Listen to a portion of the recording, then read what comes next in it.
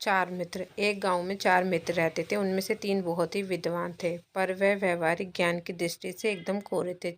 चौथा मित्र पढ़ा लिखा तो कम था, वह व्यवहारिक ज्ञान में माहिर था। एक बार चारों मित्र अपना भाग्य आजमाने के लिए राजधानी की ओर चल पड़े। रास्ते में एक जंगल आया, जहाँ उन्होंने एक पेड़ के नीचे कुछ हड्डियां दिखाई दी। उनमें से एक व्यक्ति ने उन हड्डियों का निरीक्षण करते हुए कहा, यह हड्डियां किसी शेर की हैं।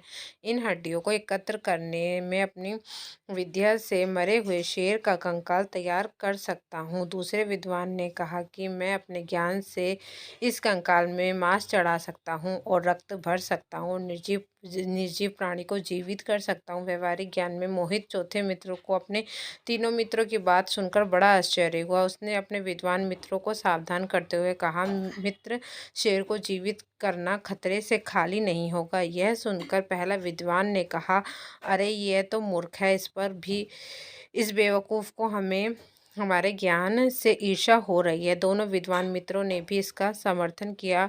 यह देखकर वह समझदार व्यक्ति दौड़कर एक पेड़ पर चढ़ गया। तीनों विद्वान मित्रों ने अपने अपने ज्ञान का प्रयोग करना शुरू कर दिया। पहले विद्वान ने सारी हड्डी एकत्र कर उसका कंकाल तैयार किया। दूसरे विद्वान ने कंकाल पर मांस चढ़ाकर रक्त भरकर उसे खाल से ढक दिया। उसके बाद तीसरे मित्र ने अपनी शक्ति का प्रयोग कर उस निर्जीव शरीर में जान डाल दी।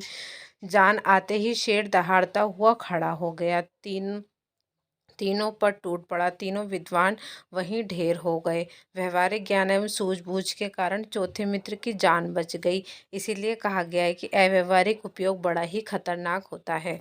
धन्यवाद।